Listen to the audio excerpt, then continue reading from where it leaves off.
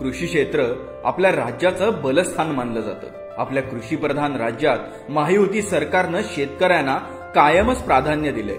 आगामी खरीप हंगामाच्या धर्तीवर बी बियाणे, खते, कर्ज याबाबतचे शेतकरी बांधवांच्या हिताचे निर्णय महायुती सरकारकडून घेण्यात आले।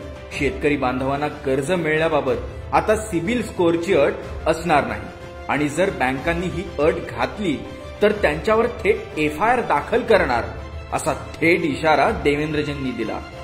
त्यामुळे राज्यातल्या प्रत्येक शेतकरी बांधवापुढची कर्ज मिळण्याबाबतची समस्या आता संपली आहे। याच बरोबरीने खतांच्या बाबतीत नॅनो युरियाचा वापर वाढवण्याच्या बाबतीत निर्णय घेण्यात आला। आता नॅनो तंत्रज्ञानाच्या सहाय्याने कृषी क्षेत्राचा कायापालट होणार।